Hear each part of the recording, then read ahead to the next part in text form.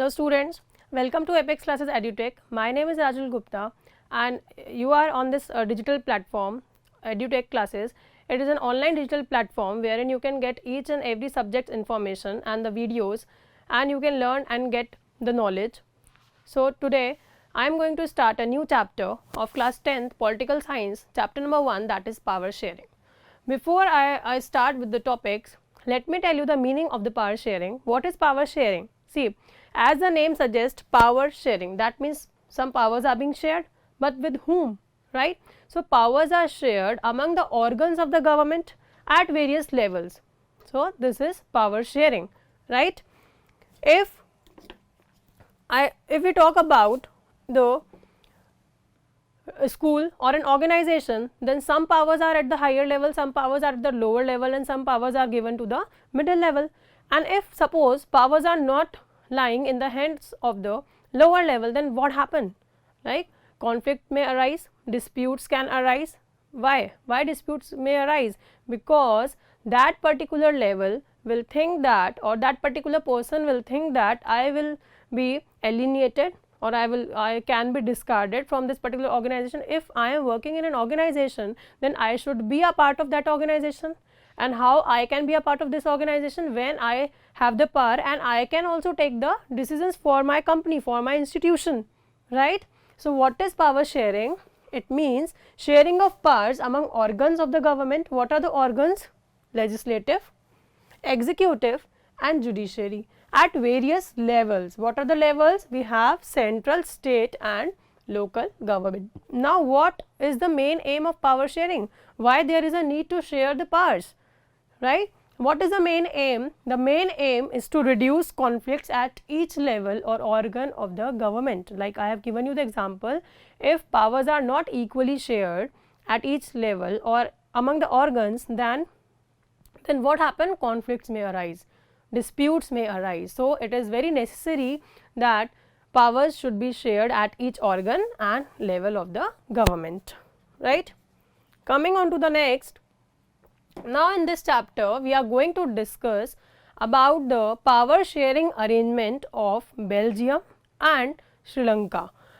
How differently they have adopted the concept of power sharing, right? So first of all we will talk about Belgium. Let's move on to Belgium.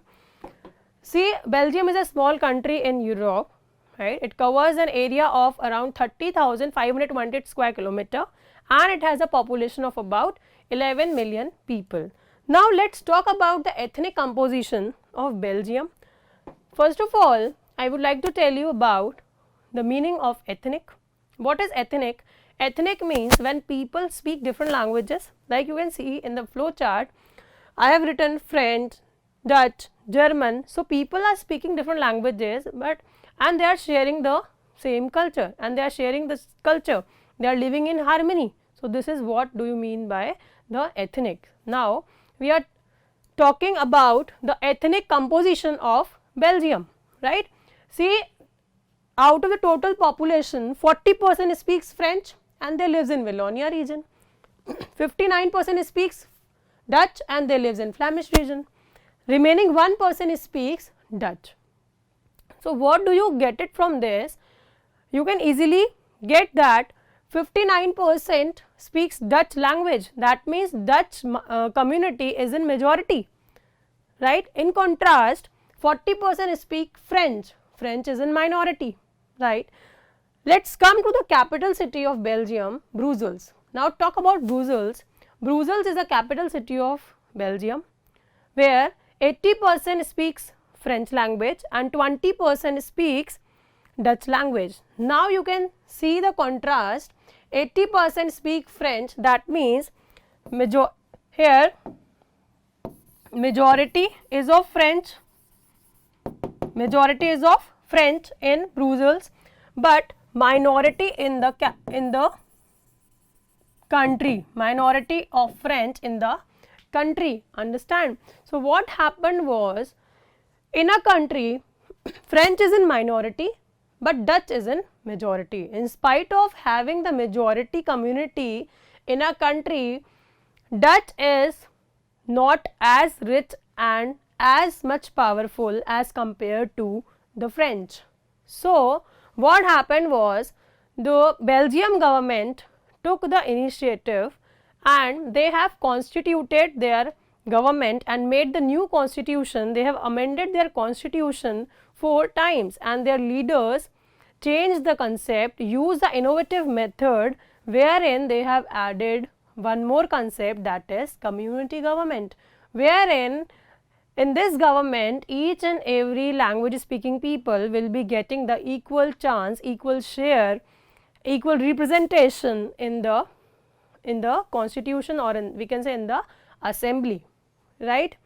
Now coming on to the explanation part, what happened was, to maintain the balance among the two communities, Dutch and the French, several amendments took place between the year 1970 to 1973. And what was the outcome that came out? Outcome was that each language will be getting the equal representation in the government, and their leaders made and adopted the series of community government, which was made in order to give the equal representation, right. So coming on to the next topic is all about the Belgium model.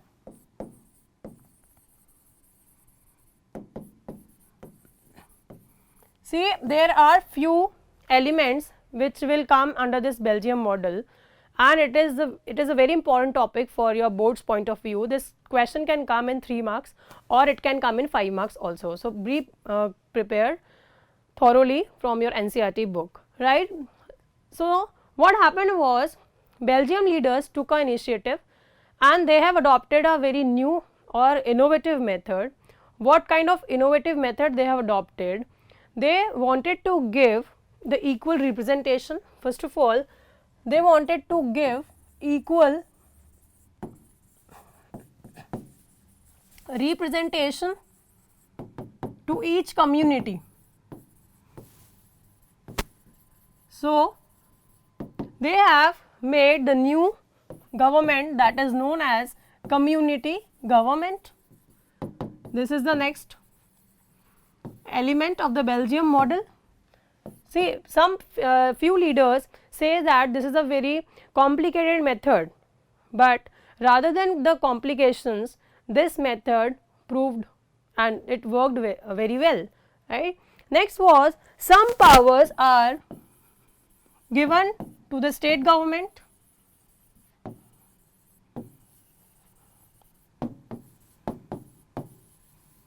right.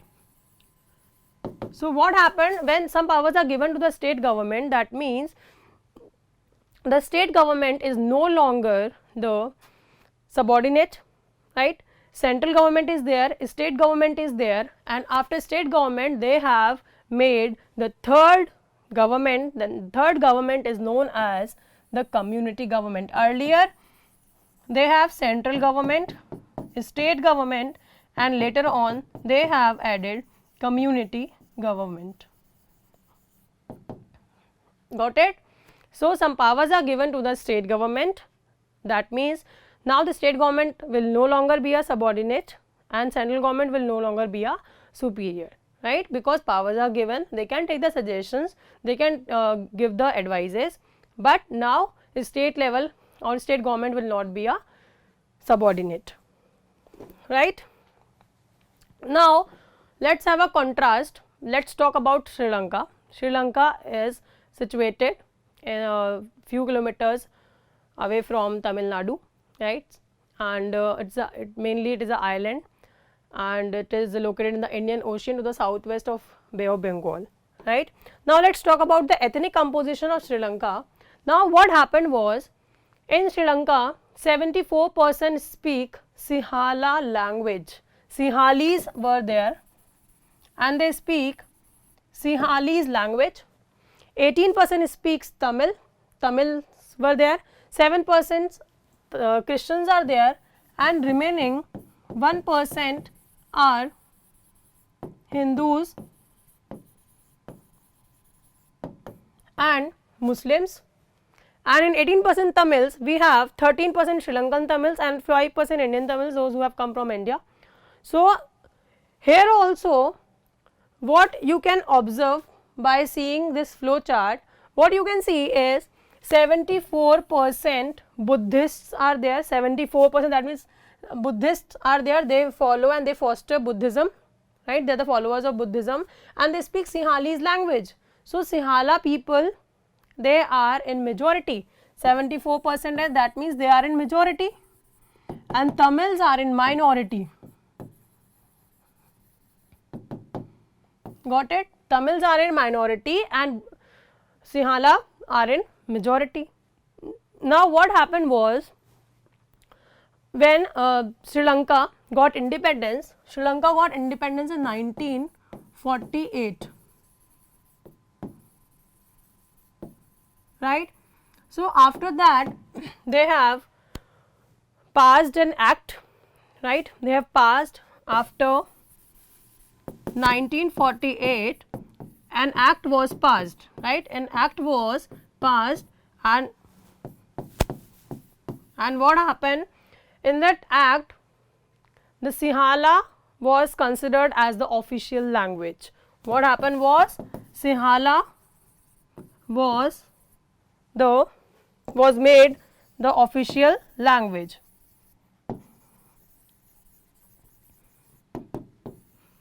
So, what happened was, Tamils also wanted their separate Tamil Alam estate, but what happened, in spite of doing so many efforts, and even they have started protesting, because they are not getting any chance, they are not getting access to the facilities or opportunities, and all the preferences were given to the people, those who speak Sinhala language, even in the government offices, in the government jobs, university positions, all the preferences were given to the Sinhala applicants, right. So, Tamils started protesting and they were demanding separate Tamil Alam estate.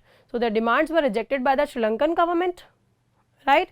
So, what happened was, later on what happened, their relations got strained, both the communities, and between the two communities a civil war broke out, right. We will tell you what is civil war.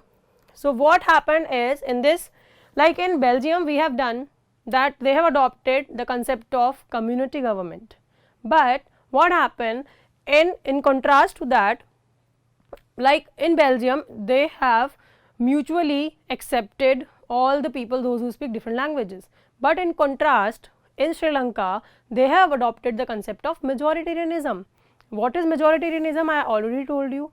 Majoritarianism is when majority is able to rule over the minority and disregards the needs and wishes of the people, right. So, after 1948 what happened, Sinhala adopted this concept in order to establish Sinhala supremacy over Tamils. An act was passed in 1956 in order to recognize that Sinhala was the official language, right, I already told you, and Sinhala speakers were given the preferences in the government jobs and positions, university positions. So, what were the reasons for this? Because Sinhala people were in majority, all the preferences were given to the Sinhala people, and majority was there, 74% people speak Sinhala, and they wanted to protect and foster Buddhism religion. So, what happened, between the two communities civil war broke out. What is civil war? Civil war is a violent situation, it is the situation between the two opposing groups, Tamils and Sri Lankans, or the people those who speak Sinhala language. So, the violent situation occurred between the two communities. In 1980, we can say after 1980, several political organizations were formed and they demanded separate Tamil Alam estate in the north and the eastern parts of the Sri Lanka, due to which their relations got strained and many people were forced to leave the country. Even due to this civil war, many people have died also. So, now coming on to the next topic, why power sharing is desirable. Like in the meaning, with the meaning only, I told you why power sharing is needed in order to reduce the conflicts, because at each level we need powers. If we have the power, then we can take the decisions. So, there are two reasons for which we can say that power sharing is desirable. First is prudential reason and second is moral reason. A prudential reason mainly focuses on the outcomes, moral reason focuses on the valuability, how valuable, and while we are giving the chance, we are giving the powers to each and every level and organ, then we can say that it is the very good spirit of democracy. It is the first, or we can say foremost feature of democracy. Another prudential reason could be the careful calculations of gains and losses, and it reduces the possibility of conflicts. And as we have discussed that it is a good spirit of democracy, it is a moral reason, because we are giving chance, we are giving powers, we are giving the authority to each and every person. So, people have the right to be consulted on how they are to be governed. We are taking care of each and every one. So, this is the concept of democracy. You might have studied in your 9th standard, right? So, coming on to the next, the last topic of this chapter is the forms of power sharing. See, we have basically 4 power sharing forms. First is horizontal power sharing, second vertical power sharing, and third among the social groups, linguistic groups, and the fourth among the political parties, pressure groups, right. One by one we will discuss. First is horizontal power sharing. So, what is horizontal power sharing? When powers are shared among all the organs of the government. And what are those organs? Organs are legislative, executive, and judiciary. Now, what is the function of legislative? To make the law. Executive and judiciary. See, this is a horizontal power sharing. Everybody is equal and they are at the each same level. They are at the same level, we can say. Nobody will feel superior, like legislative is there, then executive is there, then judiciary is there. So, legislative will make the law, after making the law, execution will be done. So, this is the step by step, one by one the process is going on, and then the judgment will done. So, all the people, all the organs are at the same level. Nobody will feel that we are at the superior or we are at the higher level, right. Now, second is vertical power sharing. When powers are shared at each and every level of the government, it is known as vertical power sharing. What are those levels? We have 3 levels: central,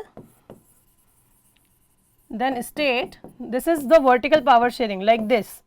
When we are moving up to down, central, state, or local. Central is also known as union. So, when powers are shared at each level from top to bottom, then it is known as vertical power sharing.